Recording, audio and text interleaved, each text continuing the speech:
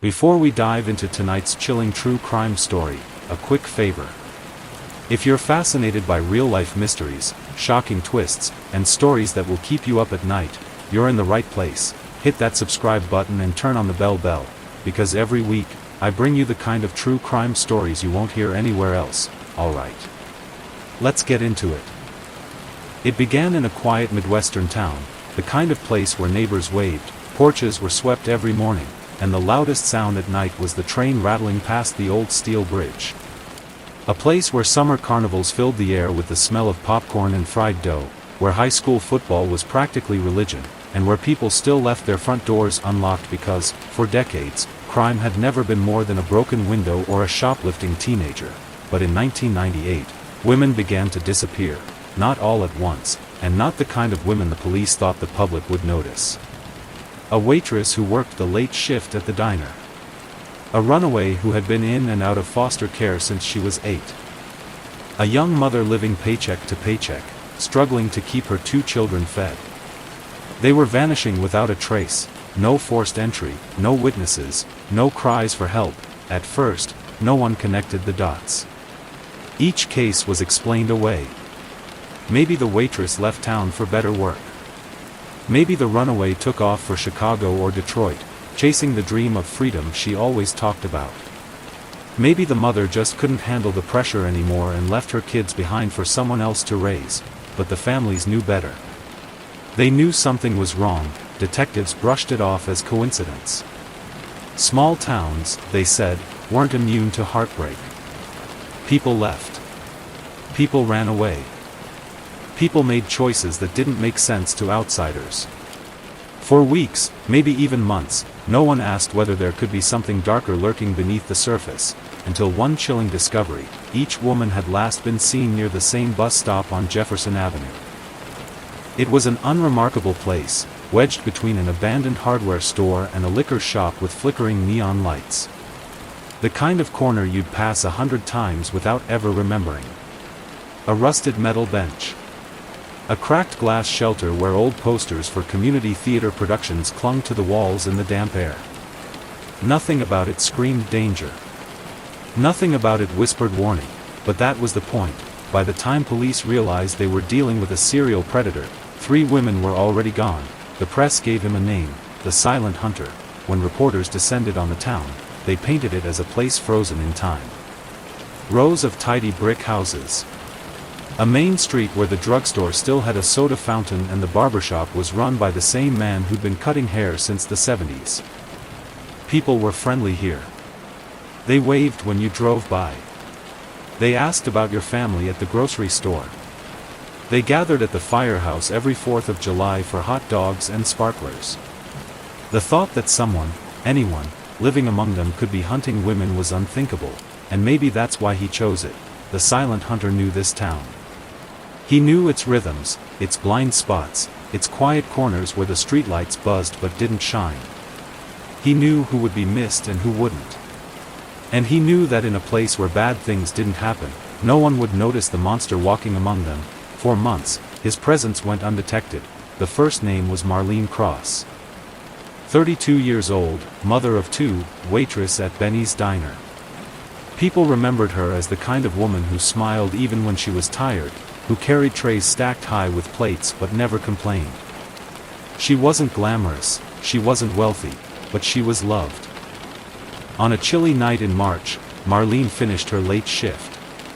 The diner closed at midnight, and she lingered after work, chatting with the cook while refilling the salt shakers and wiping down the booths. She punched out at 12:27 a.m., pulled on her faded denim jacket, and walked toward the bus stop on Jefferson Avenue, the same route she'd taken for years, but she never made it home. When her mother arrived at Marlene's small duplex the next morning to drop off the kids, the door was locked. The lights were off. There was no sign of her. At first, they thought she might have overslept. But the hours passed, and panic began to spread. Marlene was reported missing by 5 p.m. Police checked the usual places, friends' houses, the diner, even the bars along Main Street. Nothing. Her purse was never recovered. Her uniform was never found. She had simply evaporated, a month later, Casey Monroe vanished. She was only 19, a girl with tangled hair and defiance in her eyes. She'd grown up in and out of group homes, never quite belonging anywhere. She'd been in trouble for shoplifting, for skipping school, for fighting with foster parents. But she was also smart, sharp, with a sense of humor that could cut through any room. Casey had been seen near Jefferson Avenue the night she disappeared. Witnesses recalled her sitting at the bus stop around 10:45 p.m., tapping her foot impatiently, a cigarette between her fingers. She'd told a friend she was catching the bus to meet a guy. But no one ever saw her board. For the police, Casey's disappearance was easier to dismiss. Runaways, after all, were unpredictable. Maybe she'd hitched a ride out of town. Maybe she'd found a boyfriend in another city. Maybe she just wanted a clean slate. That was the story they told themselves, but Casey's file remained open. By the time the third woman, Angela Porter, disappeared in June, the whispers were growing too loud to ignore. Angela was 25, a single mother who worked at a dry cleaner. Like Marlene and Casey, her last known location was the Jefferson Avenue bus stop. It wasn't just a coincidence anymore. It was a pattern. Detectives spread out across the neighborhood, knocking on doors, canvassing businesses, reviewing security footage from the liquor store. But this was 1998. Cameras weren't everywhere. Grainy black and white video showed nothing unusual. Just static, headlights, and shadows moving past the glass. The women had been plucked from thin air, leaving no evidence behind. No fingerprints. No witnesses. No trace, and that's when the press arrived. Local papers dubbed him the Silent Hunter, a predator who stalked women on Jefferson Avenue, who struck without warning, who left nothing behind. The name stuck. And with every headline, fear began to spread. By autumn, the mood of the town had shifted. Curtains that once hung open were now drawn tight at night. Parents drove their daughters to work instead of letting them walk. Women clutched their keys like weapons when they passed Jefferson Avenue. Rumors filled the air. Some swore they'd seen a man in a dark coat lingering near the bus stop. Others claimed he drove a pickup truck with tinted windows. Everyone had a theory, but no one had proof. The Silent Hunter was real. He was watching. And he hadn't stopped. Behind the scenes, detectives were unraveling. The cases had no physical evidence. The victims shared no obvious connections. The only link was geography, Jefferson Avenue. The FBI was eventually called in. They built a profile, male, likely in his 30s or 40s, someone who blended in. Someone local. Someone who understood how women moved through the town, but profiles weren't proof. And while police searched, the hunter waited.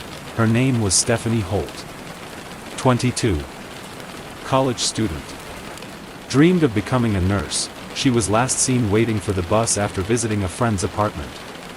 Witnesses described her as nervous, glancing over her shoulder. She'd made a phone call to her roommate, saying she'd be home soon. She never arrived, and now, the town that once felt safe was drowning in dread. Months had passed since the last disappearance. Some dared to believe the nightmare was over, that maybe, just maybe, the Silent Hunter had moved on. The town began to exhale, cautiously. Curtains cracked open again. Women walked in pairs, but not always with the same fear. Summer rolled into fall, and for a brief moment, the town pretended life had returned to normal, until a hunter, out in the dense woods just beyond county lines, stumbled upon something unnatural. At first, he thought it was a mannequin. The pale skin, the stillness, the way the figure lay so carefully arranged beneath the skeletal branches. But as he drew closer, his breath caught in his throat. This was no mannequin. It was a woman. Her body was positioned deliberately, on her back.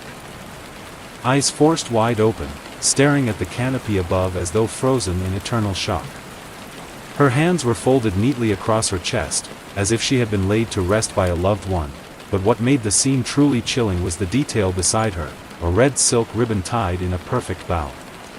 Its color burned against the muted grays and browns of the forest floor. it wasn't just a murder. It was a performance. The hunter ran for help. By the time deputies arrived, the woods were quiet. The air itself seemed to hold its breath. The victim was later identified as Marlene Cross, the waitress who had vanished months earlier. Her family's desperate search had ended, but not with answers, only with horror. The discovery sent shockwaves through the community. For the first time, there was evidence, not just absence. The silent hunter had left something behind.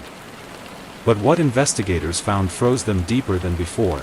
This wasn't the work of someone careless. This was ritual. Precision. Control. The ribbon was pristine, unsoiled by dirt or weather, as though it had been placed there just moments before discovery. Forensics revealed nothing. No DNA. No fingerprints. No fibers. Whoever the hunter was, he had anticipated every move, every possibility, and soon, more bodies began to appear. Each was arranged with the same chilling consistency, lying on their backs, hands crossed, eyes open, ribbon placed beside them. Always the ribbon. Always the bow. The silent hunter was making a statement. And it was clear, the disappearances were never meant to be the end. They were only the first act. One profiler, called in by the FBI, put words to what others feared to admit. "This isn't just a killer," he said, his voice flat, analytical. "This is someone who believes he's an artist, and his victims are the canvas." The word sent shivers down the spines of every investigator in the room. Because it explained everything. The care. The staging. The silence. The silent hunter wasn't killing for rage. Not for money. Not even for revenge. He was killing for creation. For the theater of it. For the story it told. And the ribbons? They weren't just tokens. They were signatures.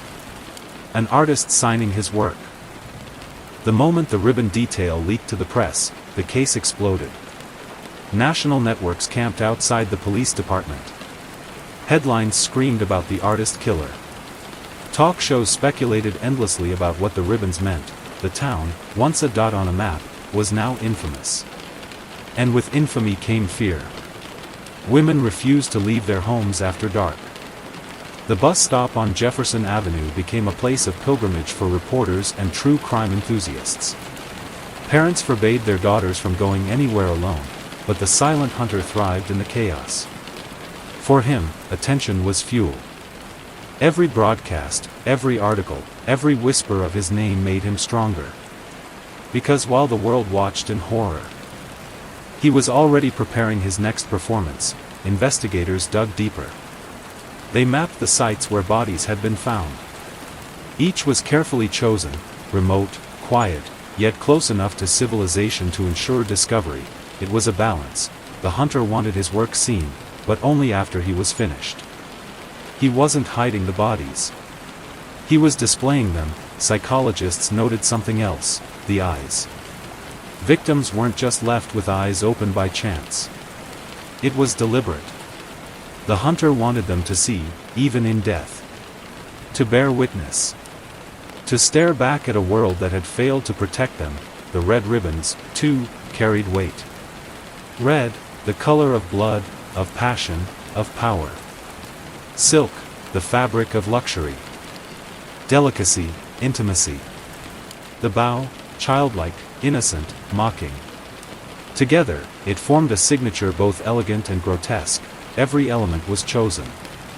Every detail was intentional. This wasn't madness without reason. This was design. As months passed and more victims surfaced, the town's fear twisted into something darker: obsession. Some residents collected newspaper clippings, pinning them on corkboards as if solving the case themselves. Amateur sleuths flooded the police tip line with theories, each more bizarre than the last. Some claimed he was a former mortician. Others swore he was an artist from the local college. One man insisted the ribbons could only come from a specific fabric store 3 towns over, but the leads went nowhere, and while the community obsessed, the hunter struck again. It was discovered in early winter, beneath the skeletal frame of an abandoned barn.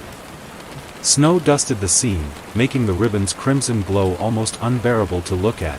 This time, investigators noticed something new. Beside the victim's folded hands lay a second ribbon, untied, curled loosely like a question mark. It was as though the hunter was taunting them. Evolving his art.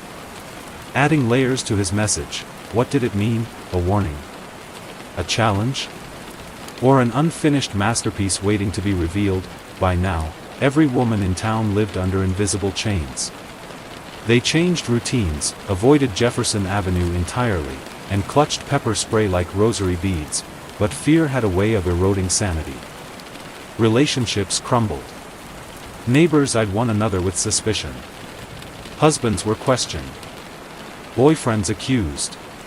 Fathers whispered about in hushed tones, because if the profiler was right, then the hunter wasn't some faceless drifter. He was someone who lived here. Someone who waved at you from his porch. Someone who bought groceries in the same store, stood in line at the same bank, sat in the same pew on Sunday morning, and that thought was the most terrifying of all. What no one knew was that the silent hunter was already steps ahead. He watched the news reports. He studied the investigators. He listened to the whispers of the town. Every panic, every curfew, every headline was proof that his performance was working. To him, this was art on the grandest stage, fear itself as the audience. And as long as they were watching, he wasn't finished, not even close. The investigation had reached a boiling point. Months of fear, endless press conferences, and mounting pressure from the public had turned the police department into a pressure cooker. Politicians wanted results. Families wanted justice. The town wanted to breathe again, and then. Detectives found him, David Klein. 47 years old. A local bus driver. And not just any route, the route. Jefferson Avenue. Klein's name first came up when detectives pored over schedules, matching bus routes against the nights women disappeared. Every time. Klein had been behind the wheel. Every time, he was within reach, and his past didn't help his case. Reports of harassment. Complaints from women who said he stared too long, leaned too close, asked questions that felt too personal. Nothing that had ever stuck, but enough to paint a picture. When the police finally knocked on his door, Klein didn't act surprised.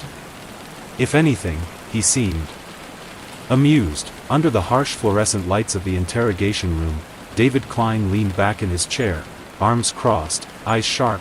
Detectives asked him where he was on the nights the women disappeared. He gave vague answers. He wasn't sure. Maybe he was home. Maybe he was out. Did it matter? They pressed harder. Did he know the victims? Did he ever talk to them? Did he offer them rides? Klein smirked. Shrugged. He never said yes. He never said no. He let the silence stretch until it felt like the walls themselves were closing in, and every time a detective's voice cracked in frustration, Klein smiled wider. It wasn't a confession. But it wasn't innocence either, it was something else. Something darker, as though he enjoyed watching the detectives squirm. By the time Klein went to trial, the town had already made up its mind. He was guilty. He had to be guilty. The district attorney leaned heavily on circumstantial evidence, his schedule, his behavior, the testimonies of women who felt threatened by him. The image of a lonely, predatory bus driver fit too perfectly. The defense fought back, insisting there was no physical evidence tying him to the crime scenes. No DNA. No fingerprints. No ribbons in his possession. Nothing, but the jury didn't care. They wanted closure. They wanted safety.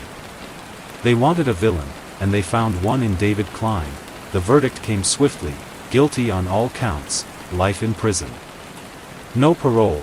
When the judge read the sentence, a sigh of relief swept across the courtroom. Families of victims cried. Reporters scribbled furiously. And outside, the town felt something it hadn't in years, relief. The silent hunter had been caught, or so they thought. With Klein behind bars, life slowly began to creep back to normal. The Jefferson Avenue bus stop was repainted. Streetlights were repaired. Businesses reopened later hours. For the first time in years, women dared to walk home after dark. The fear that had hung like a storm cloud over the town seemed to finally break. People smiled again. Laughed again. Believed again. The silent hunter was no more, or so they thought. 2 years later, in the dead of winter, the illusion shattered. It was January, the air bitter and sharp. A couple hiking through the woods just outside town noticed something strange in the snow, a shape too smooth, too deliberate to be an accident of nature. They drew closer, and then they screamed. Lying in the snow was a woman's body. Carefully positioned. Eyes wide open. Hands folded neatly across her chest, and beside her, bright against the frozen ground, a red silk ribbon tied in a perfect bow. It was unmistakable. The silent hunter had returned. News spread like wildfire. The town that had healed suddenly tore itself open again. David Klein was still locked away, rotting in a maximum security prison. He hadn't left those walls in 2 years. Which meant only one thing: they had convicted the wrong man. The silent hunter was still out there. Watching. Waiting, and now, free from suspicion, he was ready to perform again. The fallout was immediate and brutal. The police department was humiliated. Detectives who had sworn Klein was the killer were dragged across national news. The DA who pushed for conviction was accused of rushing justice. The families of victims, who thought they'd found closure, were forced to relive their grief all over again. Some turned their anger on the police. Others turned it inward, blaming themselves for believing the lie. And Klein, behind bars, he was grinning. He had never confessed. Never denied. He had let them convict him, let them believe. And now, with the ribbons back, he held the last laugh. He wasn't innocent. But he wasn't the hunter either, which made him something worse, a man who enjoyed being mistaken for a monster. For investigators, the message was clear: the silent hunter had been watching the entire time. Watching the trial. Watching the conviction. Watching the town celebrate his supposed capture. And then, when everyone finally let down their guard, he struck again. The ribbon in the snow wasn't just a calling card. It was a declaration. I'm still here. And he wasn't finished, not by a long shot. The new body changed everything.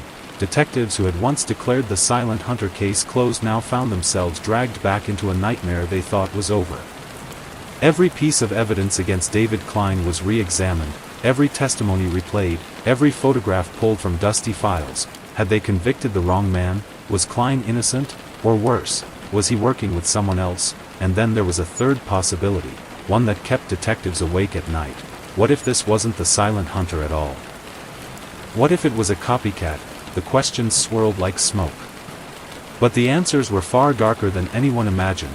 As investigators combed through the victims' histories once more, a chilling pattern surfaced. Each woman, Marlene Cross, Casey Monroe, Angela Porter, Stephanie Holt, had seen the same therapist, Dr. Henry Walsh, a well-regarded psychiatrist with a sterling reputation. To the public, he was the man you went to when your world was falling apart. He treated depression, anxiety, post-traumatic stress. His office was quiet, decorated with leather chairs, bookshelves lined with psychology texts, and the soft ticking of a clock. Patients said he made them feel safe, but safe was an illusion. Because when detectives subpoenaed his records, they found something deeply unsettling. Dr. Walsh kept meticulous notes, every session. Every word. Every tear shed in his office, he documented their fears. Their insecurities. The traumas they whispered about in low voices, believing their secrets were locked away in the sacred bond of doctor and patient.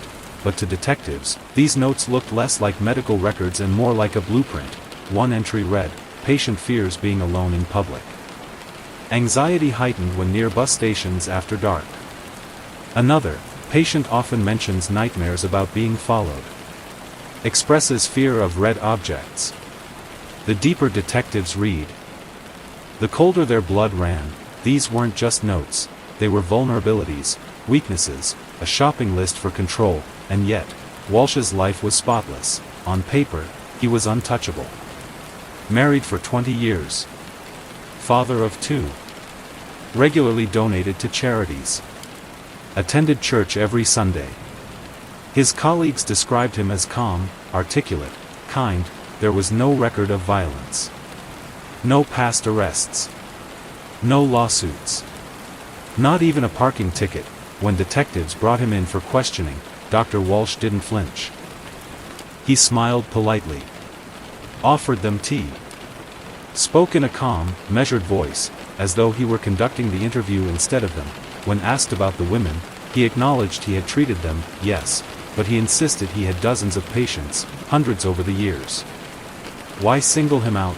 His eyes never wavered. His hands never shook, and when the detectives finally released him, some even doubted themselves. Could this man really be the monster they were hunting? But one detective wasn't convinced. He was young, barely 30, new to the force, with none of the cynicism that years of disappointment bring. To him, something about Walsh didn't feel right, so he made a decision that would change the case forever. He followed him. It was a cold night, the kind where your breath hangs in the air and silence feels heavier than sound. The rookie sat in his car, parked half a block from Walsh's pristine suburban home. Hours passed. Midnight came and went. The neighborhood slept, and then, movement. At 2 a.m., Dr. Walsh emerged.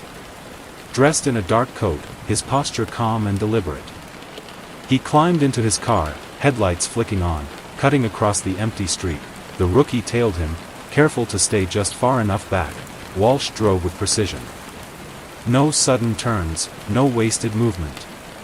He knew these roads well, and then the rookie's stomach sank. Walsh wasn't driving toward his office. He wasn't visiting a patient, he was heading toward the woods. The car slowed, pulling off onto a dirt path. Walsh stepped out, his breath misting in the cold. The rookie gripped his camera, heart pounding. Through the lens, in the beam of his headlights, he saw Walsh walk deeper into the trees, and then, Walsh reached into his coat pocket. What he pulled out glowed against the darkness like a drop of fresh blood, a red silk ribbon. The rookie's finger trembled on the shutter. The camera clicked. Proof, the silent hunter wasn't a bus driver. He wasn't a drifter. He was Dr. Henry Walsh, respected. Trusted. Hidden in plain sight, the revelation was devastating. The man sworn to heal had been the one who hunted. The man entrusted with secrets had weaponized them.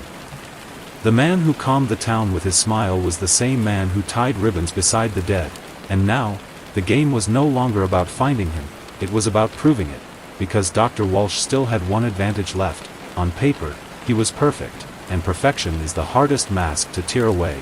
The town erupted when the news broke. Dr. Henry Walsh, the trusted psychiatrist, the healer, the man people poured their souls into, was led out of his pristine suburban home in handcuffs. Cameras flashed. Reporters shouted.